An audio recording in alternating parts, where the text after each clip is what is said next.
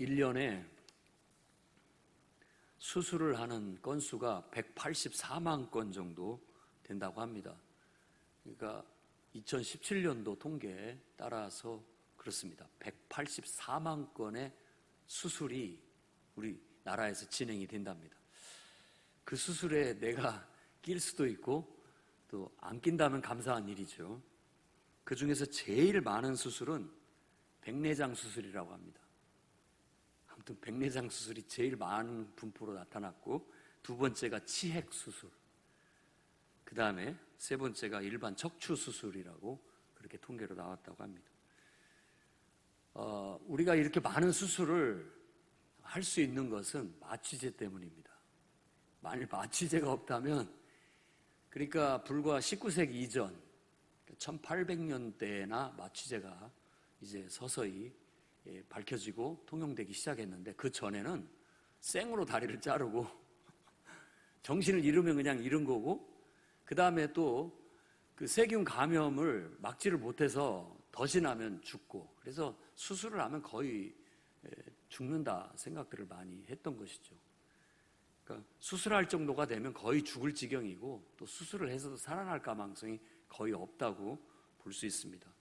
세균 감염은 페니실린이 발견됨으로, 항생제가 발견됨으로써 획기적인 전환을 가져오게 됐고요. 이 마취제는 처음에 미국의 한 치과 의사가 아산화질소가 이게 웃음가스라고 해서 좀 이렇게 서커스 같은 거 하는 사람들이 그걸 이렇게 마시면 사람들이 그 가스에 취해가지고 막 실성한 사람처럼 웃고 막 환각 상태에 이렇게 빠지곤 하는 거예요. 근데 그런 사람이 막 돌아다니다가 어디에 이렇게 탁 부딪혀서 다리가 막 피가 나는데도 전혀 아픈지를 모르는 걸 봤어요.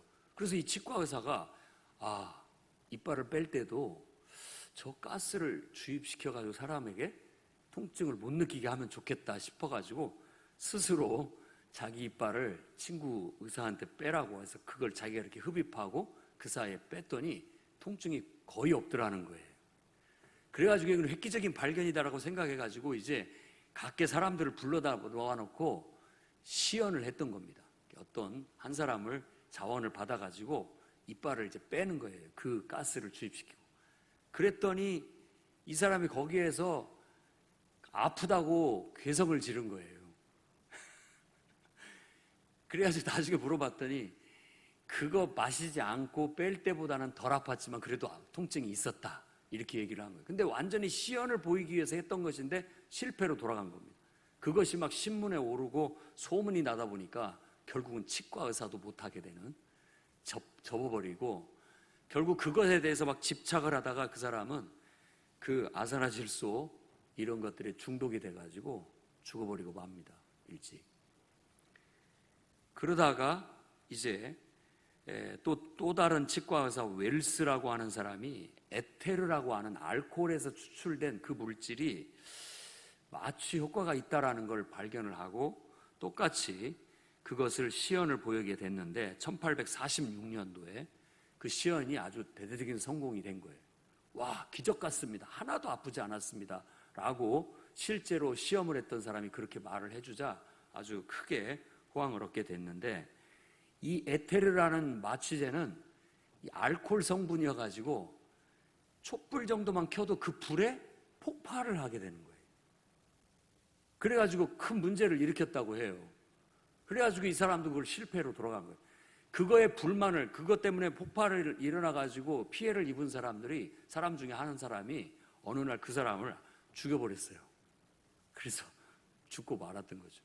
근데 이제 그 뒤에 많은 마취제들이 개발이 되고 더 좋은 것들이 해서 지금은 아무 고통 없이 잠자듯이 편안하게 수술들을, 심지어는 배를 가르고 창자를 잘라내도 아무렇지도 않게 잘라낼 수 있는 그런 세상이 됐습니다.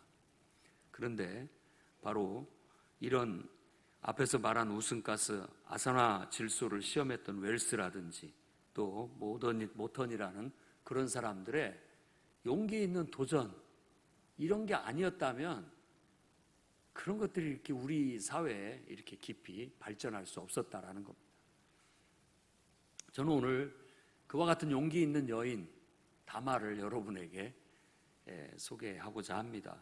본문 말씀, 우리가 읽은 말씀을 지난 시간에는 유다에게 초점을 맞췄다면 오늘은 다말에게 초점을 맞춰야 됩니다. 다말은 결국 엘이라는 사람하고 결혼을 했는데 결국 일찍 죽어버렸어요. 그리고 난 다음에 원래 자손을 있게 해줘야 된다라는 책임이 있습니다. 그러다 보니까 그 동생에게 갔는데 동생도 또 하나님 앞에 뜻을 거스리고 죄를 지어서 하나님 치셔서 또 죽어버립니다. 막내 동생이 있었는데 그가 바로 셀라입니다. 이 셀라에게 주려고 했더니 아이가 아직 어려요. 그러다 보니까 집에 가서 기다려라, 아이가 클 때까지, 이렇게 했는데 시아버지 유다가 그 약속을 지키지를 않아요. 자기 아들이 그 마지막 막내 아들마저도 죽을까봐 염려하는 그런 가운데 전혀 그 아이가 장성했는데도 불구하고 자기한테 자손을 있게 해주려는 의지가 없다라는 걸 깨닫게 됩니다. 그러자 그는 용기를 내어 계략을 세우게 됐고 유다를 통해서 임신하게 되고 아들을 낳게 돼서 쌍둥이를 낳았다. 세라와 베레스가 바로 그 쌍둥이다라는 겁니다. 그리고 그 베레스는 바로 다윗 왕과 예수 그리스도의 조상이 되게 된다라는 이야기를 담고 있습니다. 물론 이 이야기를 부정적으로도 해석할 수도 있겠지만 저는 오늘 이 다말이라는 여인을 긍정적으로 보는 관점에서 여러분과 같이 다음과 같은 은혜를 나누고자 합니다. 첫째, 우리는 능동적인 신앙을 가져야 됩니다. 능동적인 신앙을 가지시기 바랍니다. 오늘 본문 말씀을 읽은 건 유다의 아내가 죽은 것으로부터 시작이 됩니다. 방황하던 유다에게 혹독한 그런 인생의 결과가 찾아오는 겁니다. 자식 죽지, 아내 죽지, 그에겐 큰 불행이 찾아왔던 것이죠. 그러다 보니까 더 막내 아들에게 애착을 더 갖게 되었던 것 같고 혹시라도 죽을까봐, 뭐가 어떻게 될까봐 더 움켜쥐게 되었던 것 같습니다. 큰아들이 죽은 것도 성경에서는 여호와 보시기에 악함으로 죽었다라고 그렇게 얘기하고 있어요. 자식 교육도 제대로 시킨 것 같지는 않습니다. 또 형이 후사가 없이 죽자 동생 오난이 이제 형을 대신하여 자손을 있게 해줘야 되는데 그도 악한 뜻으로 그것을 제대로 하지 않으므로 하나님이 치셔서 죽게 됩니다. 그러고 난 다음에 말씀한 것처럼 셀라가 장성할 때까지 고향에 가서 수절하고 기다려라 라고 했는데 이 유다는 그 다말을 불러서 자손을 있게 하려는 의지가 없다는 것이 성경에 나타나 있습니다. 그러자 다말이 바로 유다를 통해서 계략을 짜서 임신을 하게 되는 이야기인데 이 이야기를 가만히 보면 어떤 부정한 한 여인, 어떤 그런 것에 초점을 맞춰서 이해하려고 하면 성경을 제대로 독법하는 게 아닙니다. 여기에서 강조하고자 하는 것은 바로 그 한 여인의 간절한 열망, 그 열망이 용기를 내어 결국은 후손을 잇게 했다라는 거예요. 가만히 보면 후손을 잇는다라는 것은 창세기에서 굉장히 중요한 일입니다. 특히나 아브라함의 약속을 받은 그의 후손에게 있어서는 내 자손으로 바다의 모래알처럼 하늘의 별처럼 많게 해주겠다고 했는데 후손이 끊겨진다라는 건 저주 같은 거죠. 약속이 성취되지 못하는 겁니다. 그런데 유다는 방황 속에서 함부로 결혼하고 함부로 자식을 낳아서 감으로써 하나님의 나름대로 저주를 받았는데 자손, 이제 막내 아들을 움켜잡았지만 사실은 자손을 잇는 것에 대한 열망이 그렇게 많지 않았다는 것을 알 수 있습니다. 오히려 다말보다도 더 못했다라고 성경은 평가하고 있는 거예요. 그래서 이 이야기의 초점은 다말의 부정함이 아니라 후손을 이어야 한다는 적극적인 행동을 한 다말의 훌륭함을, 용기를 더 높이 평가하고 있다는 걸 알아야 됩니다. 어쩌면 그런 면에 있어서는 유다보다도, 약속의 자손인 유다보다도 다말이 더 훌륭했던 거예요. 그래서 오늘 말씀의 유다는 그녀는 나보다 더 옳다 라고 말하는 것은 마땅히 하나님의 하나님과 언약 백성인 그가 하나님 말씀대로 정말 믿음의 후손을 이어나가야 함에도 불구하고 자기는 그거에 대한 비전을 잃어버리고 있었지만, 다말이라는 이 일개 이방인 여인이 나보다도 더 바로 그 하나님의 약속의 말씀에 집중하고 그 말씀을 이루는데 더 열정이 있었다라고 고백하는 것과 같은 겁니다. 그래서 저는 오늘 이 말씀을 통해서 오늘 교회와 성도들이 다말과 같은 적극적이고 능동적인 그런 삶의 태도를 배울 수 있기를 바랍니다. 신앙인은 적극적이고 능동적인 삶을 살아가는 사람들입니다. 어떻게 그러느냐? 하나님 말씀이라는 것에 기준을 잡고 그 말씀대로 무조건 순종해서 나아가는 것이 어떻게 보면 적극적이고 아주 능동적인 삶의 태도를 불러온다고 생각합니다. 잘못 생각하면 하나님 말씀대로 하는 걸 피동적이고 수동적인 태도라고 생각할지 몰라요. 그러나 그렇지 않습니다. 하나님의 말씀을 성취하는 데 있어서 우리가 더 능동적이고 적극적이어야 할 필요가 있습니다. 그것을 통해서 하나님의 뜻이 이루어지고 성취될 수 있기 때문에 그렇습니다. 우리가 소극적이고 우리가 수동적이게 되면 하나님의 역사가 세상에 덮여버려가지고 펼쳐지지를 못하는 그런 걸 많이 보게 돼요. 지금도 이 유다라는 사람이 믿음의 방황을 통해서 그에게 있어야 할 하나님의 약속의 말씀이 세상에 묻혀버린 거예요. 자기의 방황 속에 묻혀버리게 되는 겁니다. 그럴 뻔한 유다의 운명을 다말이라는 여인이 다시 살려내는 그런 이야기로 오늘 이야기를 이해해야 되겠다라는 겁니다. 그래서 우리 모든 성도들은 이 시대에도 똑같이 다말과 같이 적극적이고 능동적인 태도로 신앙생활을 해나가시기 바랍니다. 예수님은 마태복음 11장 12절에 천국은 침노를 당한다, 침노하는 자는 빼앗는다 라고 천국 복음을 즐겨 받도록 권면을 하고 있습니다. 천국 복음이 전파됐는데 무관심하고 소극적이면 그거 누릴 수가 없다라는 거예요. 그러면서 이어서 하시는 말씀이 어떤 아이가 장터에서 친구를 불러서 피리를 불어도 너희가 춤추지 않고 또 우리가 슬피 울어도 너희가 가슴을 치지 않는다. 그 태도를 보라는 거예요. 얼마나 소극적이고 얼마나 피동적이고 그러는지. 천국은 침노를 당하고 있다는 것은 이제는 누구든지 천국은 누구에게든지 열려 있고 누구든지 능동적인 신앙과 적극적인 신앙을 가지면 다 그 모든 것들을 누리게 될 거라는 걸 말하고 있는 겁니다. 오늘 능동적이고 적극적인 신앙을 가진 성도들은 오늘 또 하나님의 말씀에 능동적으로 적극적으로 춤추시기 바랍니다. 춤춰야 될 때 같이 춤춰야 되는 거예요. 말씀에 반응해, 복음에 반응해, 하나님의 역사에 반응해서. 또한 우리가 울어야 할 때 함께 울어야 됩니다. 울어야 되는 거예요. 이게 바로 능동적이고 적극적인 신앙의 태도를 갖고 있는 거라는 거예요. 하나님이 이렇게 말씀하시는데도 그건 남의 얘기인 것처럼 받아들이고 또 수동적으로 받아들여서 하지 못해하고 이래가지고는 천국의 기쁨과 천국의 은혜와 천국의 능력을 경험할 수가 없습니다. 그러나 오히려 정말 그것에 아주 동화가 돼가지고 능동적으로 반응을 하게 되면 막 피리를 불면 같이 덩달아 덩실덩실 춤을 추는 그런 태도와 또 정말 슬픈 얘기를 했을 땐 가슴을 치면서 함께 동화돼서 함께 울려고 하는 그런 적극적인 태도는 바로 우리에게 하나님의 능력을, 하나님의 은혜를, 하나님의 복을 더 풍성하게 누릴 수 있는 길을 가져오게 만드는 겁니다. 오늘 말씀에서도 바로 이 다말의 능동적인 어떤 태도에 하나님은 응답하시듯이 그에게 자녀를 주셨고 그 자녀 쌍둥이를 낳게 됐는데 맨 먼저 나오려고 했던 아이는 세라였습니다. 그래서 세라라고 이름을 붙였어요. 빛나다라는 뜻입니다. 그런데 갑자기 다른 애가 툭 치고 나오는 거예요. 먼저 나오는 애를 붉은 끈으로 탁 묶었는데 다른 놈이 먼저 툭 튀어나와 버리는 거예요.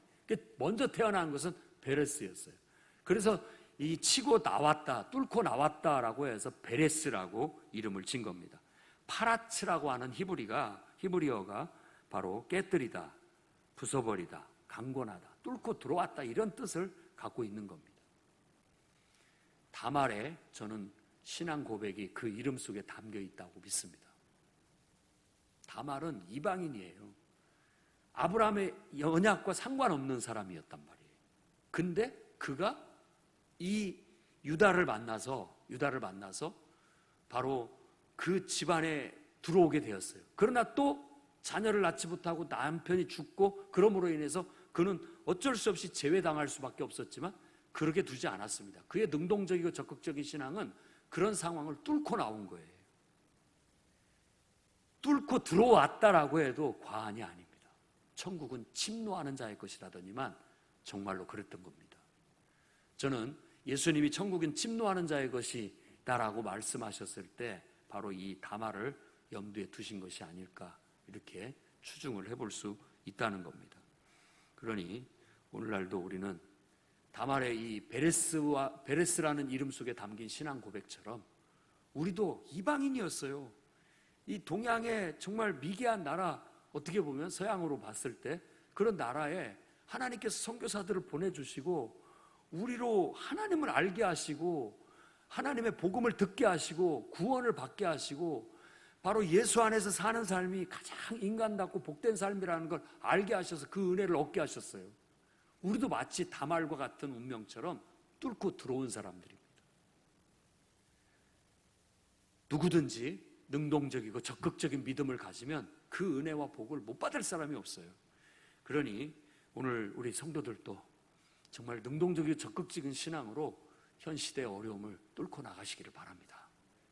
믿음으로 뚫고 나갑시다. 우리도 애워싸여 있고 우리 것이 아닐 수도 있지만 우리가 오히려 더 강권함으로 하나님 앞에 더 구함으로 뚫고 나갈 수 있잖아요. 뚫고 나가서 하나님의 은혜를 우리가 덥석 잡을 수 있는 거고 하나님의 복을 잡을 수 있는 거지 않겠습니까?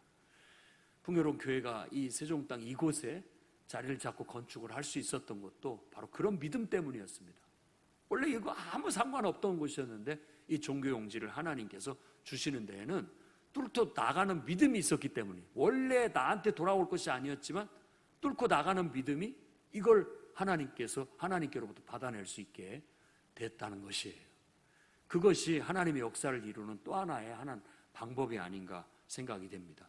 일반적인 길도 있지만 하나님은 이와 같이 침노하는 자에게, 사모하는 자에게 더 은혜를 베푸신다. 그러니 오늘도 여러분들이 하나님 앞에 더 적극적인 능동적인 믿음과 신앙으로 기도해 나갈 수 있기를 바라겠습니다. 두 번째로는 하나님 나라를 사모하고 충성을 다하시기 바랍니다. 다말의 행동이 유다의 후손을 잇는 것이었습니다. 사실 당대의 후손을 잇는 게 중요한 일이죠. 유다는 약속의 민족으로서 후손을 이어야 할 의무를 가지고 있었음에도 그의 신앙의 방황은 그걸 잃어버리고 있었던 겁니다. 소홀히 했던 거예요. 하나님의 이와 같은 약속을 소중히 여기지 못하고 소홀히 여겼던 이미 앞에서 보여준 자기 아버지의 형제인 에서는 그걸 잃어버렸습니다. 유다는 잃어버릴 뻔한 사람이에요. 그는 다말에게 고마워해야 됩니다. 감사해야 되는 것이죠. 근데 결국은 다말을 통해서 유다를 책망하시고 깨우치셔서 그를 다시 제 궤도에 올려놓으시는데 사용하셨다고 생각합니다. 오늘 교회와 성도는 하나님의 구원의 복음을 소중히 여기고 사모하는 마음을 가져야 됩니다. 내게 주신 은혜가 얼마나 귀한 건지 이걸 함부로 여겨서는 안 됩니다. 오히려 다말처럼 소중히 여겨야 됩니다. 그걸 잃어버리면 나는 차라리 죽는 것만 못하다라고 생각하고 어떻게든지 그 은혜를 내 것으로 만들려고 하고 사모하고 그곳에 내가 참여하려고 하는 적극적인 태도를 가져야 된다라는 겁니다. 그랬을 때 하나님 앞에서 이와 같은 큰 은혜를 누릴 수 있게 되는 겁니다. 예수님은 마태복음 25장의 달란트 비유를 통해서 우리가 받은 것을 소중히 여길 뿐만 아니라 그것에 충실히 감당을 해야 된다라고 가르치고 있습니다. 5달란트, 2달란트, 1달란트 받은 자들을 통해서 여러분 잘 알다시피 그 달란트를 받아서 소중히 여기고 그걸 활용해서 배가 시켰던, 잘 열매를 맺고 충실히 관리했던 사람들은 잘하였도다. 착하고 충성된 종아, 네가 작은 일에 충성했으니 내가 많은 것을 내게 맡기리니 내 주인의 즐거움에 참여하라. 그렇습니다. 우리도 우리가 받은 하나님의 은혜, 우리가 받은 이 구원의 은총을 정말 사랑하고 기뻐하고 그것을 충실하게 잘 다루고 관리하게 된다면 우린 더 많은 은혜를 받게 될 겁니다. 더 큰 은혜가 우리에게 맡겨지게 될 거예요. 그뿐만 아니라 주인의 즐거움에 참여하게 되는 거예요. 다말의 그 믿음은 바로 주인의 기쁨에 참여하게 되었고 더 큰 은혜를 받게 된 겁니다. 누구보다도, 그 시대 누구보다도, 어떤 여인보다도 더 큰 축복을 받게 된 거예요.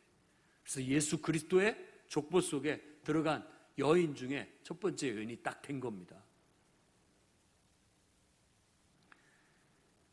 우리가 받은 은혜 소중히 여깁시다. 그리고 그걸 충실하게 잘 감당을 합시다. 하나님은 더 큰 걸 우리에게 맡겨주실 뿐만 아니라 그 하나님이 우리를 통해서 역사하시는 그 위대한 일에 우리가 참여할 수 있는 기쁨을 누리게 될 거예요. 하나님이 다말을 사용하셔서 유다를 깨우치시고 그 집안을 통해서 놀라운 구원의 역사를 일으키신 것처럼 여러분을 통해서 하나님께서 위대한 역사를 일으키실 겁니다. 믿음을 갖고 기도하시기 바랍니다.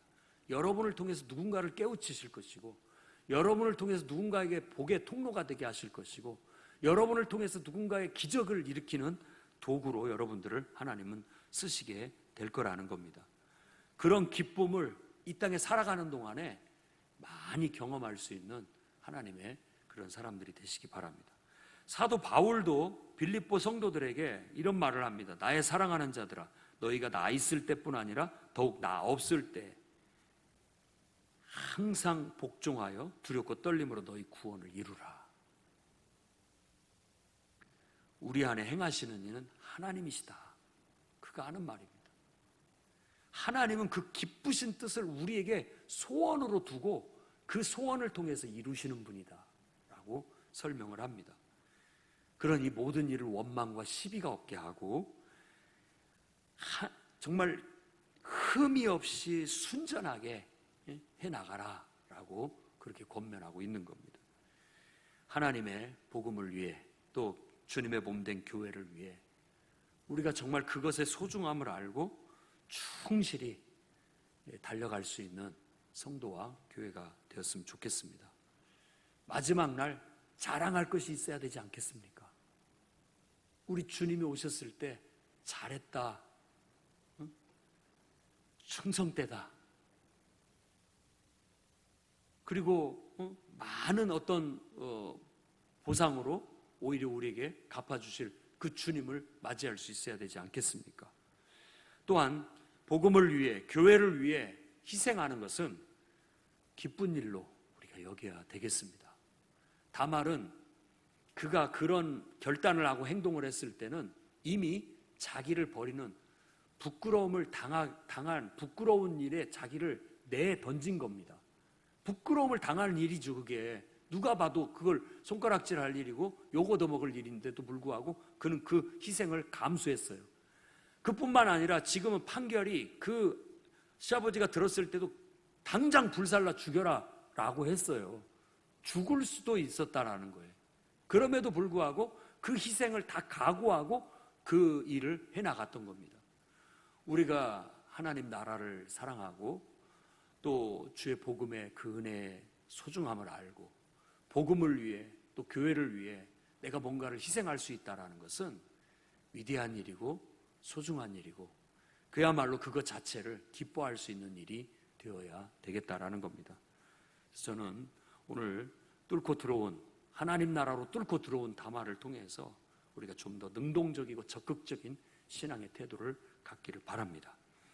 정말 하나님 나라인 교회를 사랑하고 또 영혼 구원을 이루는 복음을 위해서 우리가 할 수 있는 희생을 드리고 충성을 다 할 수 있는, 받은 바 은혜를 잘 감당해서 하나님 앞에 잘했다, 충성된 종아라고 칭찬받을 수 있는 저와 여러분이 되기를 주의 이름으로 축원합니다. 기도하겠습니다. 거룩하신 주님,